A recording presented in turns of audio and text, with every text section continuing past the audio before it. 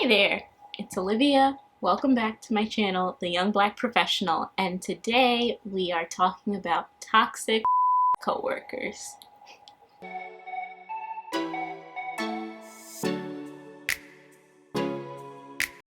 So, first of all, I would like to say thank you so much for watching this video and or subscribing, and if you haven't yet, what you waiting for?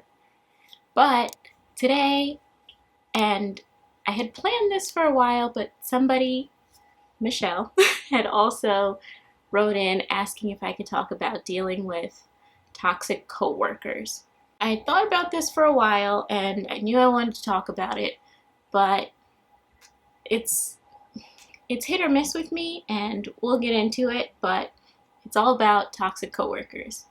So the reason why I was kind of hit or miss about it, oh, by the way, we're back on my couch as usual, but I was hit or miss about it because, to be honest, I don't have a hack for dealing with toxic coworkers or coworkers you don't really like. And to be honest, you're going to deal with them no matter where you go, what you do. Even working for yourself or me working for myself, it's not always dealing with toxic coworkers now. It's more so dealing with business partners who I may or may not get along with, or people who I just don't have great working relationships with yet. So, no matter what it is that you do, you're going to work with people who you have less than stellar connections with. And the way that I always try and approach any working relationship is just to have a baseline of respect and getting things done. And even if I don't actually have a personal level of respect for them, there's a level of workplace decorum that you need to follow. And the reason why is because, I don't know if you've heard this biblical phrase, and it's a now a saying, but it goes, if you are arguing with a fool from afar, somebody couldn't tell who the fool really is. And this is kind of what it gets to be when you're in a tit for tat with a coworker or a manager or a direct report. And the reason is you both look kind of silly. You both look pretty childish and immature if you can't put things aside. Granted, I've been that child. I have been immature and not been able to put things aside. But when it comes to actually getting the work done, that's when things need to be squashed. So the way I limit my contact with any toxic coworkers or just toxic people in general is, if we're at work, I'm not the type to chat it up with you or schmooze with you or tell you any details about my personal life naturally.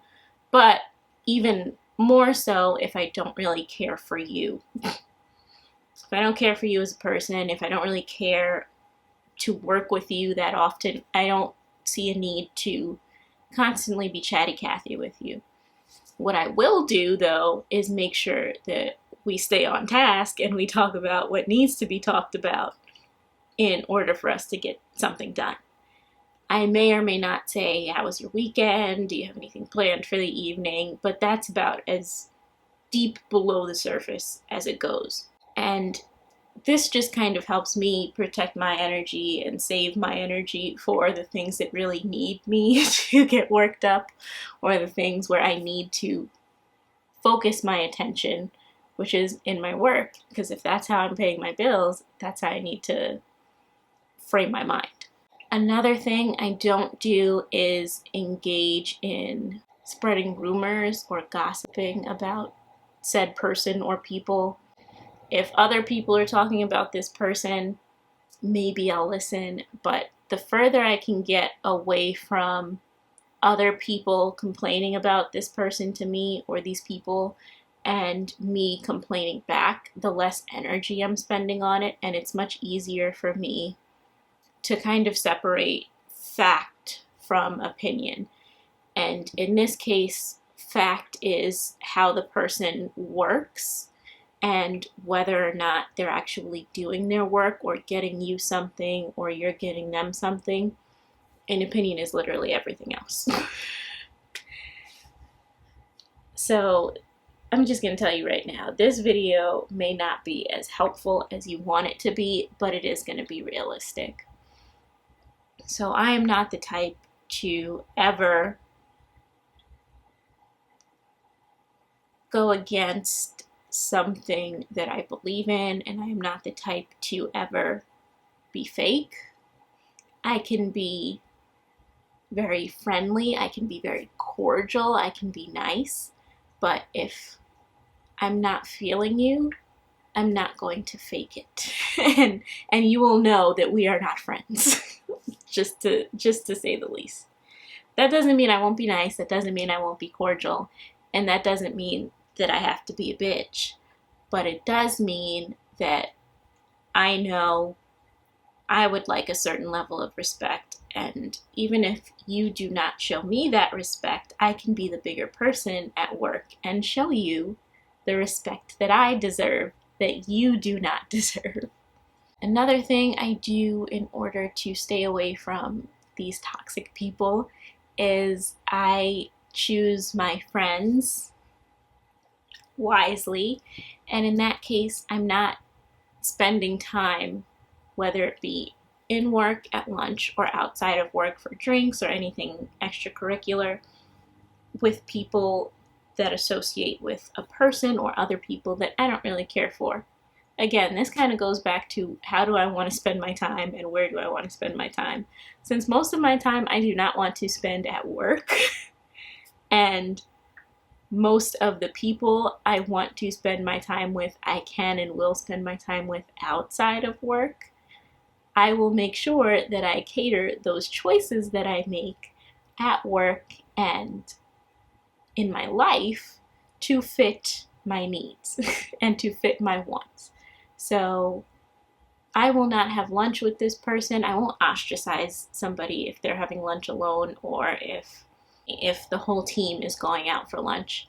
What I will do is either say I have plans with someone else if they ask me for lunch, or if I want to give them a shot, maybe I'll go out for lunch with them just to see if we can rectify a situation.